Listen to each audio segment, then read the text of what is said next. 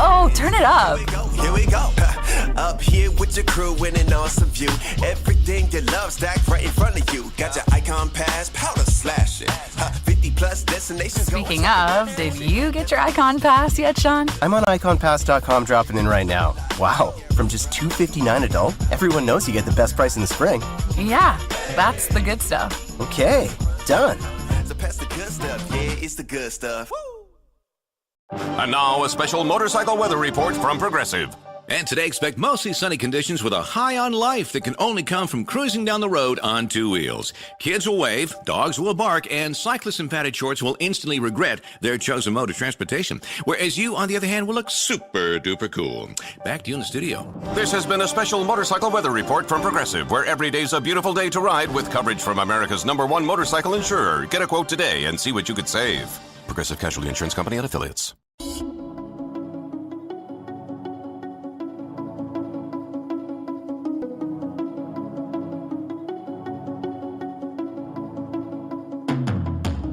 Welcome to the Fortified Life podcast, where we learn how to develop a dependency on Jesus in the marketplace. From the boardroom to the bathroom, God is with you. Here's our host, author, speaker, teacher, encourager, stewardship coach, and my husband, the man they call Mr. Fortified, Jason Davis.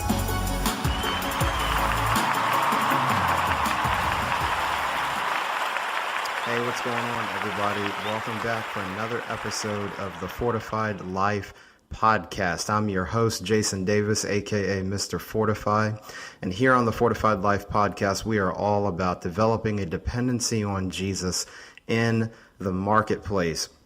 I got to tell you, ladies and gentlemen, I'm really excited about this episode today because this particular guest is somebody that my wife and I have followed her journey for a long time. We'll get into that with her. So this is really special for me, and I know for sure God moves in her life. That's evident by everything that's happened with her very recently over the last year and a half. But before I bring her on, let me introduce her to you.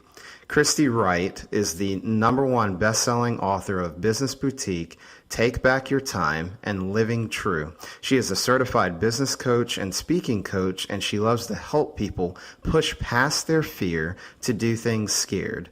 Christy is the host of the new podcast, Get Your Hopes Up, where she encourages people to get to know God, get closer to Him, and get their hopes up again.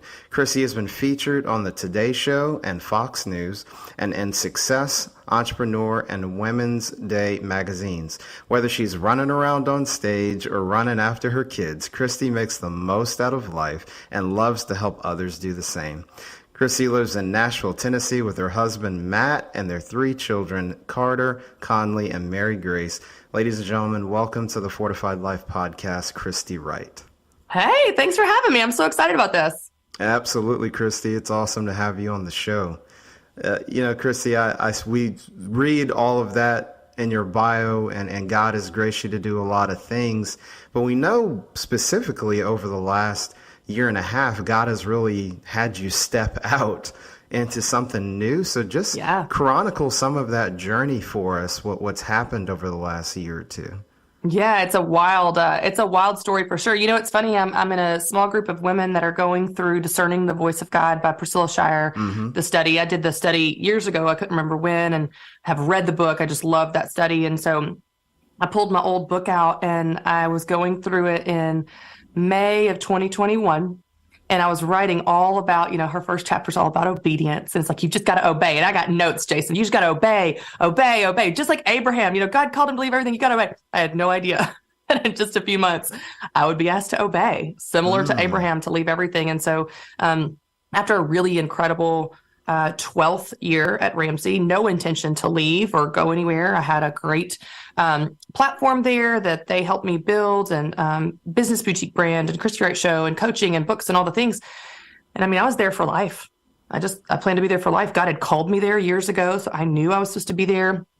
And I'd had a really good year in 2021 and felt like I hit a gear. I was such a veteran on the team. I had been around the longest and helped a lot of the new speakers coming in. And I just felt really secure in my spot there.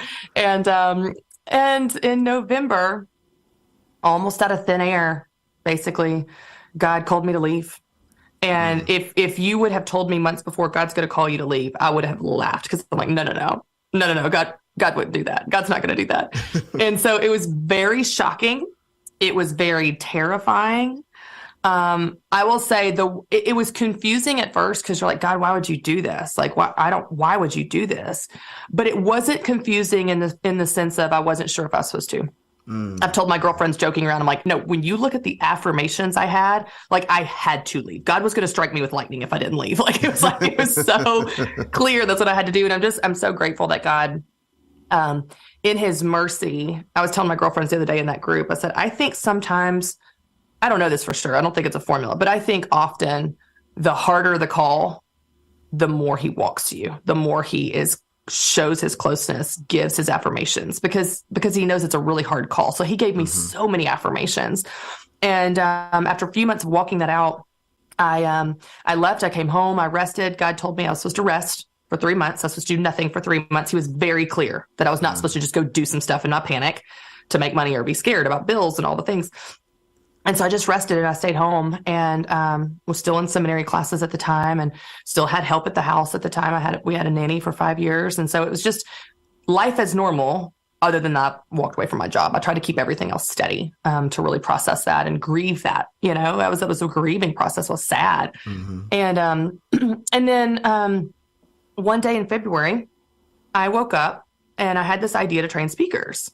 And it was one of those things where at first I was kind of like, is this my idea or God's idea? You know, am I just trying to go do something again? Like I'm an entrepreneurial, but the idea just kept growing and growing so much so that night I told my husband, hey, I feel free to go build this. I think I'm supposed to do this.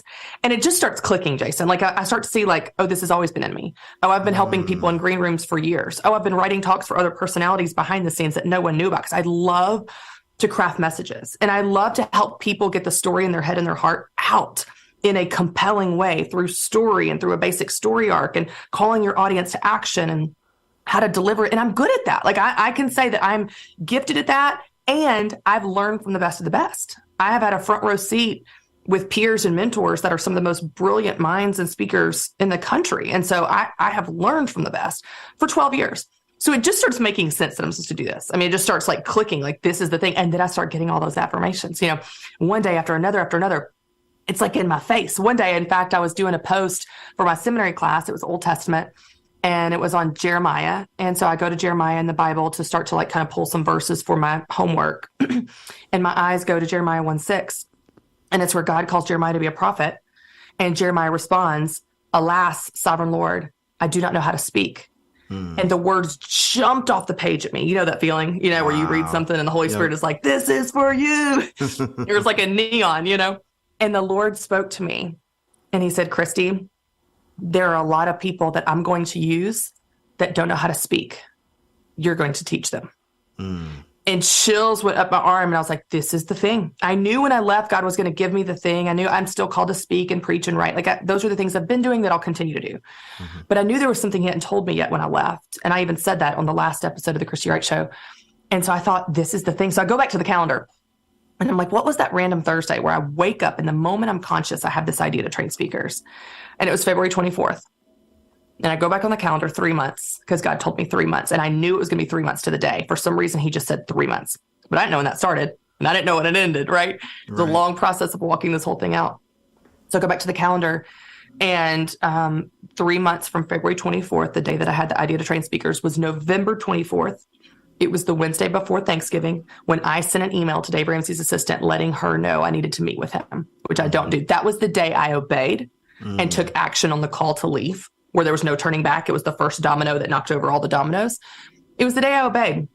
And 3 months to the day, God dropped in my spirit the idea of what I'm supposed to do next. So my conviction and passion and confidence and authority in this new space of speaker training, I'm like, this is what God's asked me to do. So I know I'm in his lane. And what's really cool, Jason, and I think we all do this, a lot of times we're so heads down in our own life of like, God, what do you want me to do? And how are you going to make a way for me? And how are you going to help me pay my bills? So as God gives me this idea, my first thought in full honesty, right? Me being blunt, my first thought is, oh, how kind of God to make a way for me.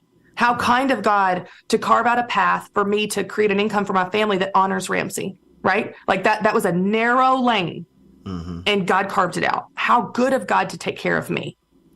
And then in August, when I start putting out my course, Stop Winging It Speaker Training, and my coaching and my resources like a free mini book, when I start putting this stuff out there, everyone is going, this is an answer to my prayer. Wow. Because God's been calling me to speak, and I keep telling God, I don't know how. And so you saying, hey, I'm training speakers is an answer to my call. And isn't it like God to always work us all together, to always have multiple purposes that weave together for his good and his work in the kingdom? And so it's just, so now that's what I'm doing. I've got a new podcast called Get Your Hopes Up. And I'm still encouraging people towards Jesus, which I'll always do no matter what I do. But in this season of transition, like professionally, I'm not doing as much business coaching like I did in the past. I'm really helping people get their messages out, whether that's a podcaster or YouTuber or speaker or pastor or politician or someone that just has a call to use their voice to tell their story. I want to help people get the message in their head and their heart out. And so it's been really fun to do that. And I think we're just getting started, which is really cool. Wow, Christy, that is exciting, exhilarating, and it's just evident what God is doing in your life. When especially, Christy, what came to mind, you had been there 12 years and then God tells you to rest for 3 months. And I'm just, the imagery is just hitting me from scripture. Like, wow, really 12 and 3, Lord? That sounds about right. I mean, those numbers are biblical numbers. Someone sent me a message on Instagram after I posted that I've been there 12 years. They said 12 is a biblical number. Like it's this number of completion. 12 is something. And then 3, we know the 3 months the Israelites wandered in the desert until they get to Mount Sinai at 3 months to the day when they got the law of Moses. And I'm just like, you just see all, yes. I mean, I got chills even as I think about like God is like to the day. He's so in the details of timing of things, you know? Yeah. Christy, what I love about your story is we're talking about what you're doing professionally, but what's interwoven in between that is you listening to God and talking to God. So, Christy, can you talk about the importance from a faith standpoint? Like, you couldn't have decided what direction to go in without going to God. And sometimes in the marketplace, Christy, there's this tendency to compartmentalize things, maybe because of the industry that we're in, or maybe because, we're a little bit, afraid to kind of let people know what your beliefs are. So can you just talk about that for, a faith-based business owner or someone in the corporate space that is a believer, just the importance of seeking God, not just for our family and spouses, but also concerning our role in the marketplace? Yeah. I like to dig into sometimes why we do what we do. And I get that because you're exactly right. People do that. And so then I just think like, okay, why? Like, why do we compartmentalize? Why do we think that God is not concerned with the affairs of our business or our career or our promotion or our bills or our mortgage or what? Like, why do we think that? I'm like, okay, on the one hand, we think that maybe God's too busy. Like he's just too concerned with healing cancer. He doesn't actually care about the tactical, practical affairs of our life, which we know is not true. I love the quote by, I think it was Elizabeth Elliot that said, if you believe in a God that controls the big things, you must believe in a God that controls the small things. It is we, of course, to whom things seem big or small. And if anybody listening right now has never experienced God interfere in a holy, supernatural, incredible way with the practical affairs of your life, challenge him. Ask him to show up in that meeting that's coming up today. Ask him to show up for that house you're going to put an offer on. Ask him to show up for something so tactical, a bill that needs to be paid. And then when he does, you will learn something about his character and it will bolster your faith, and you will learn to go back to him for the practical needs of your life, because believe it or not, he actually does care about the practical needs of our life, of our lives. The second thing that I think that keeps us from keeping God out of things is we think arrogantly we can do it better. Right. We're like, okay, God, I know you're God and all, but I don't know if you know, but I'm really good at solving problems, or I know my industry. Like you see this since the beginning of time. You look at the Bible and you just go like, the pattern in the Bible is just how arrogant people were, like how they thought they could do it better. They could do it without God, that they knew something God didn't know. They had some problem God couldn't solve. The Israelites whine and complain over and over and over again. And then we look at them and go, y'all are idiots. He was faithful to you 100 million times and you're doubting him on the next day. And then I go, oh man, that's me, right? Isn't that me? It's like he's faithful my whole life. And they're like, oh God, I don't know. What about this year? And so I think that if we can just root ourselves back in the truths of God, and that's the truth we learn from Scripture, the truth we look from our history of his faithfulness, we can go, okay, he's God and I'm not. And he knows everything and he can do anything. We either believe that or we don't. Yeah. We might stitch it on a pillow and then in real life, we don't go to him for anything. I just right before we hopped on to record this, I recorded a reel on my phone and saved it as a draft to finish editing after our conversation. But I said, you know, it's January, end of January at the time of this recording, and you've already given up on your goal. And it's not because it's not a good goal. It's not because you're not hardworking. It's not because you're lazy or unmotivated. It's because you don't see how it's possible. And the reality is, with God, anything is possible. How did God respond to Sarah when she laughed at the promise because she doubted him? He said, is anything too hard for the Lord? Right.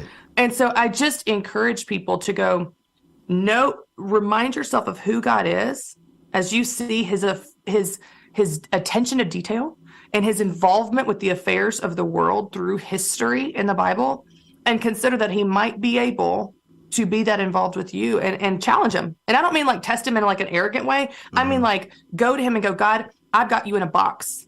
And in this box, you don't help with these things. So I want you to bust out of this box I've put you in my mind. And I want you to help me with this parent-teacher meeting with my child, or this goal that I have, or this bill that I need to pay. Like, will you show me how you care about those things? Because I'll tell you, let me tell you one story as an example, okay? One story. Because sometimes for me, Jason, what I do is I have to get to a dead end before I go to God. That's just true. That's still real time. I'm so hard-headed. I'm going to do it myself. I think I'm really smart at solving problems, and I just like it's a last resort, even though we know it shouldn't be, blah, blah, blah. So this was years ago, okay, at Ramsey. This is our old Ramsey story.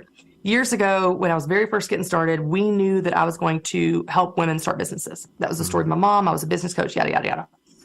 And so I started doing research on women in business, and we're trying to figure out what to name this brand around business, women-owned businesses. But they're like, we've got to figure out to come up with a name and a tagline, logo, and all that kind of stuff. And so Dave had kept calling it, because I did research and I was starting to understand the psychology of these women. And Dave kept calling it boutique business. It's like a little boutique business. It's like a, small business boutique business. But I was like, we can't call it that, because people are going to think it's for businesses that are boutiques only, that sell clothes and candles and gifts, right? Like I was like, this is much more than just a boutique. Who's going to tell him that it can't be that? But I didn't have a better idea. So I was like, I'm not going to tell him it's not that until I have a better idea. And I didn't have a better idea. So we did research, and we asked a question in the survey that 13,000 women took, and it said, what phrase do you identify with most? Small business, side business, home-based business, hobby business, micro business, mompreneur. Micro business and mompreneur didn't rate at all. The other four, small, side, home, and hobby, were all exactly equal. But here's what's interesting. They were not interchangeable. So the woman that ran a small business, she was like, this is not like a hobby. This is not a side business. She was offended by the other titles. A woman that ran a hobby business was like, I mean, this is not a small business. This is just this little thing. Like, it's just it. But I'm like, I know this is for all of you. Right. So how do I talk about this thing in a way that is for all of you, when all of you are having this identity crisis? You all think you're different, and you don't identify with these other terms. And Dave just kept calling it boutique business. And so I'm at the dead end. And so I get to that dead end, and I do what I do when I get to dead ends, and I pray.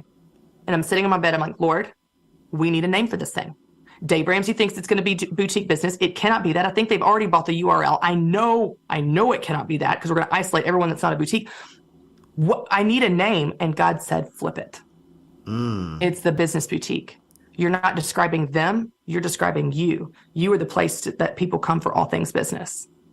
God gave me the name. So if you don't think God cares about the details of your business or your finances or your ideas or your project or your new hire, he does. Would you just ask him? Because his ideas are so much better than our ideas. And as scripture says, his ways are above our ways. His thoughts are above our thoughts. So if you want to tap into supernatural power and ideas that are better than anything your teeny brain can come up with, pray about those things and watch how God shows up, because he will. He absolutely will. I love that story, Christine. I can definitely identify on a lot of that, whether it's naming conventions or ideas, or I call them Holy Spirit downloads in the moment, just supernatural insight. And that's very real day to day if we would just trust him and spend time with him. It's amazing. It's funny. As we were talking about us leaving, Ramsey, one of the right before I left in like beginning of November of 21, I had an all-day planning meeting with my team to plan out like the next 2 years, because for the first time in my life, everything I'd ever done had wrapped up and we had a clean slate. I just kept saying, I got a clean slate. I got a clean slate next year, because that never happens. Everything had a perfect bow on it. And it was time to plan the next 2 years, because we always plan way out. And I go to this meeting, and we're just not coming up with any ideas. Like, the ideas are going on the board, but they're not good, and they don't feel powerful. They don't feel right. And I just stopped the team. I'm like, guys, we need to pray. These are not the right ideas. And so we pray, and we just keep coming up with ideas, but none of the right ideas. And I'll leave there, and I'm like, we got to have another meeting, because God didn't give us the ideas. He didn't give us the ideas of what we're supposed to do in the next 2 years. And maybe we didn't have the right people in the room, but we didn't get it. You know when you got it, and you know when you don't, and we didn't get it. And then when God spoke to me a couple weeks later, as he's calling me to leave, he said, it was 3 a.m, and he's speaking to me, and he said, Christy, I did not give you vision there because your purpose is not there anymore. He didn't give me vision in the meeting. So even the absence of his vision was him directing me. Yeah, isn't that wild? That is wild. My goodness. I love that. Christy, as you've stepped out into what God has called you to do concerning helping people speak, and I love that passage from Jeremiah. When you're working with people, Christy, and I know you're a big fan of, hey, do it scared and let's move, you hear faith over fear a lot. But then there's some practical things, Christy. Yeah. What have you noticed, like, oh my gosh, I'm speaking, I'm a speaker, what do? I have a presentation. Like, as people step into that, what is some of the advice and wisdom that you give as people go into a presentation where their mind is blank? And I'm sure you probably had people in coaching sessions, Christy, help me. They want me to speak and I have no idea where the heck to get started. Yeah, I love that. So I'll give you two parts to it. The first part is this. Often when people think about speaking or presenting, they start with themselves. What do I want to say? And you're not going to win if you start with what you want to say. It's okay if that's a factor, because you need to speak from expertise in your story and your experience. That obviously needs to be considered, but that is not what drives the talk. What drives the talk is, what does the audience need to hear? And that's going to make all the difference in the world, where you begin to connect with them on pain points that they have and problems that they have that you're going to solve through your talk, because then everything you say is for their benefit. And let's just have a quick timeout here, Jason. So many speakers get on stage, get behind microphones, and all they think about is, what do I want to say? And what do I want to share? And it never connects with the audience, and it doesn't make the impact because they're thinking about themselves. And the thing that I remind people of is, so this is basic psychology. I'm not a psychologist, obviously, but the way that our brain is wired for survival, all day, every day, we are filtering information through one simple question. What's in it for me? Why do I care? Think about scrolling social media. You, Jason, when you scroll social media, when I scroll social media, what do you stop on? You stop on things that do something for you. Exactly. You stop on things that interest you, that entertain you, that educate you. They do something for you. If there's something that does nothing for you, you scroll past it because your brain goes, this doesn't apply to us, right? Your audience is doing the same thing. If you're not connecting what you care about to what they care about, your solutions to their problems, if you don't spend time to do that, their brain has checked you out. Yeah. They may be looking at you, but they're thinking about their to-do list. They may not even be looking at you. They may be looking at their phone or falling asleep. It's the reason your audience is not engaged is because you're not crafting a talk where every word out of your mouth is for their benefit. It's an answer to the question their brain is thinking from a survival mindset. Why do I care? Every word out of your mouth answers it. Even the stories you tell, even the personal stories you tell, do something for them. It entertains them to keep them engaged, to drop that truth right after the story.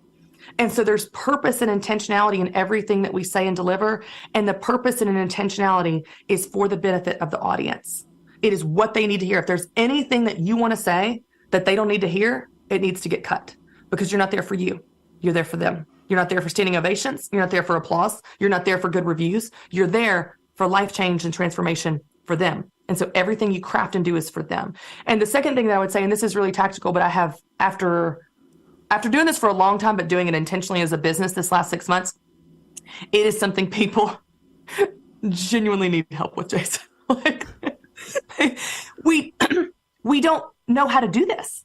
Most people don't know how to do this. More people now than ever before have microphones, platforms, social media, YouTube channels. They're getting asked to speak, to be guests on podcasts, to be on stages, to lead Bible studies, to lead their business, to speak in front of a team. More people than ever. It's true. And none of them were trained. Right. Maybe you took an 8th grade speech class that told you the 3-point structure. Tell them what you're going to tell them, and then tell them what you told them. That's not what we do. That's not what we do.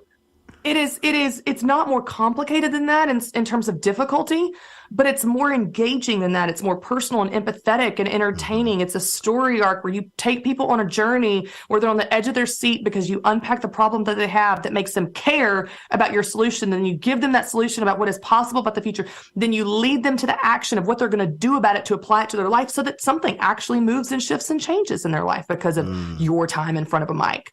And so the structure that I give people is not more complicated than a 3-point structure, but it is more in tune with how our brains work from understanding story and being engaged and being interested. And I think people need to know that if you think you need help speaking or presenting or just talking in front of people, it doesn't mean you're a bad speaker. It just means you were never trained in this, which, by the way, no one was. You're in good company. We all need help.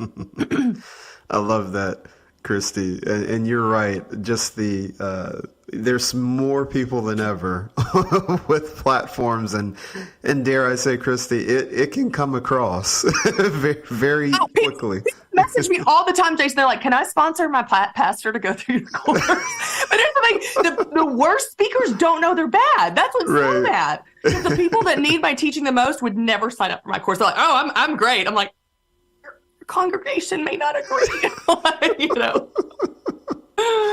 It's going back to that ego and arrogance you were talking about earlier, Chrissy. And sometimes we think because we communicate all of the time, it's like, but is that, so I love what you said about serving. How are you serving the audience? I want to come back to something that you really drove home, Christy, but I don't want the audience to miss this. And that is the power of storytelling. So just talk about, and I know you're a great storyteller. I love many of your stories, what we're talking about today and over the years. But can you talk about what is it that humans just connect so much with story? And then what is the, when you're figuring out how to put a story at a certain sequence, just what is the importance of that when you're doing a presentation or a talk?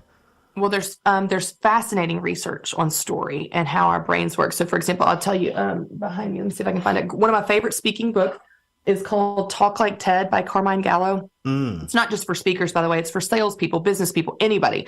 And he teaches you and unpacks what are some of the most effective techniques of the highest rated TED Talks in history. But he put some interesting research in there in story. So researchers wanted to understand why a story is so effective as a means of communication, because this is across generations, through all of history, across language barriers, different cultures. Story is how we communicate. And it has been since like the caveman. This is from the beginning of time. And even you look at the Bible, Jesus spoke in parables. It's always been stories, right? And so if you understand that story is obviously something that works, these researchers wanted to understand why. And so they hooked up participants. It was a research study with a speaker and an audience. And they hooked up both groups, all people, to MRI machines. And what they found was that as a speaker was telling a story, not only was the audience's brain more engaged, they enjoyed the presentation more, they remembered and retained the information more. And then what's fascinating is as the speaker told a story, the exact same areas of the speaker's brain that lit up at certain parts of the story lit up the participant's brain. So like what I tell people all the time is like, do you understand you can hack into people's brains? Now we want to use this for good, not for evil. This is a deep responsibility we carry, but it is the most effective way to communicate with your audience. And so one of the things I hear often with speakers, so a common problem with speakers is they just have so much to say. So they cram 47 ideas into a 47-minute talk, and then the audience remembers nothing because they can't remember 47 ideas. They can't even really remember 7. Right. So I help people narrow down their content to one main idea that we're going to support through our talk structure. But one of the other things that is a temptation of speakers, and again, it really kind of comes from a place of arrogance of like, I have so much to say, but they think if I'm short on time, cut the fluff. And to them, the fluff is the stories. If I'm short on time, and we're always short on time because we just have so much to say, then just cut the stories. And so what happens is they get in front of the mic, they do a machine gun drill at you, information. And then in my 17th point and my 97th point, and just take notes, write faster. I'm short on time, but I'm going to go a little bit over. And here's the other thing I have to say. And you just feel like like that was not a fun experience for the audience. They were not engaged. They are not going to remember anything you said. And they did not have fun in the process. Whereas you could take one point, and you could spend 45 minutes unpacking this point. And you tell a story that sets up this point, and you highlight a problem that this point is going to solve. And then you unpack the possibilities of the solution of this problem. And then you give some simple action steps on how to apply this solution. And they walk out and they know exactly what you said. For example, I did a little just trial to test my theory on this, which I know it's true, but I just thought I'm just going to practice this. So when I led my course in the fall, Stop Winging It, which by the way, that title is for all the people. They're like, just wing it. I don't need to know. I don't need training. Let's stop winging it. How to face your fear, craft your message, and present like a pro. This is the title of my course. So I'm in the course. I'm leading it live last fall. And I'm teaching them this concept that when you have too many ideas, your audience doesn't remember any. You need one idea that you build out through this whole talk. I learned this, by the way, from Andy Stanley in his book, Communicating for a Change. He taught me this. This is not my idea, but it's brilliant and it works. So I said to my students, probably 100 people on the call that are on live on Zoom, I said, a lot of you have been with me a long time. You've been with me through my business boutique days, through Ramsey days. Like, you're not new to me. I said, what is the number one main point of my fear talk? The chat blew up. Do it scared. Blew up. What's the one thing? Because that's the one thing I say over and over and over. I tell you a story that sets it up of the Fox business. I unpack that fear is normal. You're never going to get over your fear. You've got to learn to do it while you're scared. Here's how you do it. You fake it till you feel it. The antidote to fear is action. The whole thing hinges on my one thesis statement of do it scared. You could do that for my life balance talk. I said, what is the one main thing of my life balance talk? Life balance is living from your values. Or life balance is doing the right things at the right time. Either one of those. I've had 2 versions of it over 12 years of teaching life balance. They know the one thing. Years later, they remember the one thing. And it's fast. So Donald Miller, he interviewed Andy Stanley for a podcast or vice versa. I can't remember. They were on a podcast together. And Donald Miller told a story about being at a college that he had spoken at like 10 years before. And he was talking to a guy and he was like, oh yeah. He's like, I was here years ago for a conference. And the guy goes, oh, I was here for that conference. Do you know who spoke? Andy Stanley. And he said, the number one thing we need to do is da-da-da-da-da. And Donald Miller goes, well, did you remember anyone else that spoke? Because he spoke at that. And the guy goes, no. And so Donald Miller was using this example. And he said, I realized something about you as a communicator, Andy. And he said, you, when you're on stage, you are leading the audience in an exercise in memorization. Let that sit for a second. You're leading the audience in an exercise in memorization. Because if you want people to freaking change their life as a result of your sermon or your talk or your podcast, then they need to know how to change their life. They need to know what you said when they walk away from the room. And so we've got to teach them in a way that takes one idea and lets it build out, lets it breathe, where people enjoy the process and lets it sink in. And the way that you do that, the way that it sticks is through stories that illustrate it, but also just a basic story arc of your talk where you've got a problem, a solution, and an action. So every talk that I help people write follows that very simple structure, which is the story arc, which is how our brains understand information and remember information. That is gold, Christy. And folks, if you're listening, you are getting literally on air coaching and consulting. So I hope you are taking notes, because as Christy was talking about, Andy Stanley, love a lot of his stuff, especially being here in Atlanta. I've been to his church before, but you're going to remember some things from Christy's conversation today, months from now, years from now. So definitely take notes.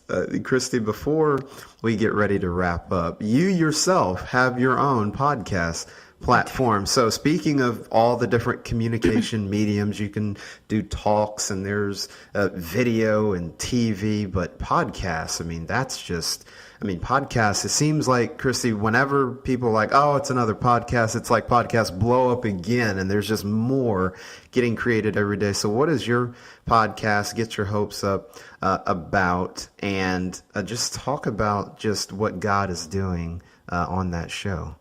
Thank you. Yeah.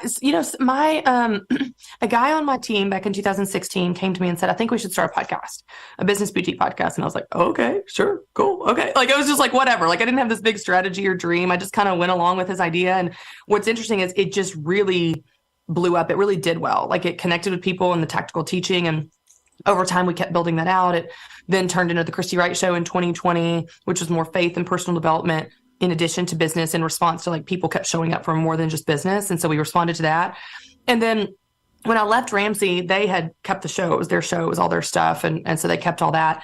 And honestly, I had been feeling a little burnout on the podcast. And so I was like, I kind of want to get off the content treadmill of having to maintain this and have guests every week and all the things. And so I had no desire to start a new one. And I was also resting as God told me to. In about 5 or 6 months into me being gone from Ramsey, God just dropped an idea in my heart of a faith-based podcast. And I got excited about it in a new way, a new energy, and it would be different. I just started to dream about it, that it would be shorter, about 20 minutes versus 45 or an hour, just the length of someone on their commute. Excuse me. It would just be me. It wouldn't be all the scheduling and logistics of guests. I may add that in the future, but just out of the gate, I wanted just simple, go in, batch some episodes and so on for my busy life. And I've always been on this kick ever since my devotional Living True came out in 2020. I guess it was 2020 or 2019. There's this story that I share of praying for a daughter after having 2 boys, and it's a pretty vulnerable story, but it was something God taught me about hope. And I was telling myself in church one day, I just don't want to get my hopes up. I don't want to get my hopes up. I just need to guard my heart. And God spoke to me in that moment, and he said, you never guard your heart with me. I know what to do with every desire I've given you, and I know what to do with every broken piece when you're disappointed. You may guard your heart with others, but you don't guard your heart with me. And get your hopes up. I'm the God of hope. So you get your hopes up. And so that story that I wrote about in my devotional is the heart of this podcast, because it's titled Get Your Hopes Up. And we live in a world, Jason, that tells you don't get your hopes up. It tells you don't get your hopes up. I'll believe it when I see it. I'm not a pessimist. I'm a realist. It just wants to shoot your faith down. And I actually heard Darius Daniels put something on Instagram recently where he said, the enemy is after your hope. If he can discourage you so much you don't have hope, you have no fuel for your faith, because Hebrews 11:1 says, now faith is confidence in what we hope for. So if he can discourage you so much you don't hope, you don't have faith. And without faith, it's impossible to please God. And so, like, oh my gosh, this is it. Like, the enemy is after our hope and our faith. And so I just want to create a podcast that hits that head on and says, and I even had to fight for that title, because I got some opposition through the years of like, oh, we can't say that. I was like, yeah, we can. I'm an Enneagram 8. Yeah, we can. Get your freaking hopes up. Romans 15:13 says, may the God of hope fill you with all joy and peace, so that you may trust in him, so that you may overflow with hope. These are God's words, not mine. Take it up with him. We're going to get our hopes up. So I get in there, I get bossy, I get excited, and I just help people get their hopes up. I love that. And even, Christy, the other scripture, in the absence of hope deferred actually makes the heart sick. Yes. So, yes, we should get our hopes up. That's right. In Christ. I love that, Christy. Christy, you have added so much value today. I'm telling you, listeners, you're going to want to go back and listen to this and share it. By now, Christy, people are, I'm sure, saying to themselves, how can I get in touch with Christy, where can I find her? So how can the listeners connect with you, Christy? Oh, thank you. Well, if you go to ChristyWright.com, that's all the things I'm up to. You can go to GetYourHopesUp.com. It takes you the same place, but the podcast is there. If you need help with discouragement, I've got an email series to help you get more encouraged. And then if you want to find out anything about speaker training, that's all there as well, from the course to the coaching to a free mini book, Top 10 Mistakes All Speakers Make and How to Avoid Them. So there's a bunch of resources, free, and courses and things coming up. So you can check out all that at ChristyWright.com. Love that. And folks, don't fear. We will have all of Christy's information in the show notes at fortifiedlifepodcast.com. So don't worry if you miss something. That's the beauty of technology and listening on demand. You can go back and rewind and feel free to go to the site for the show notes. Well, Christy, I want to thank you so much for coming on the podcast. I know I was blessed. I know the audience was blessed, and we'll have to do this again sometime soon. Absolutely. You're awesome, Jason. Thank you for being a light in this space and inviting me to come on with you. So Scott, happy to be here. Absolutely. Well, folks, that's all we have time for today. Remember, God is with you from the boardroom to the bathroom. We'll see you next time on the Fortified Life podcast.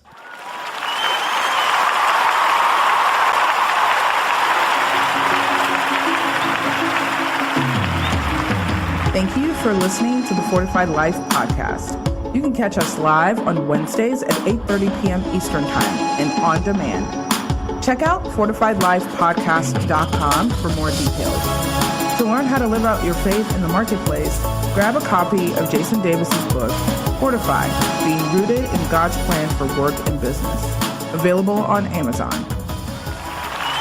Wendy's 2 for $6 lets you mix and match some of our best items, like Dave Single with a 10-piece crispy nugs, medium strawberry lemonade with a spicy chicken sandwich, spicy chicken with a Dave Single with a strawberry lemonade, strawberry lemonade, if you're into that.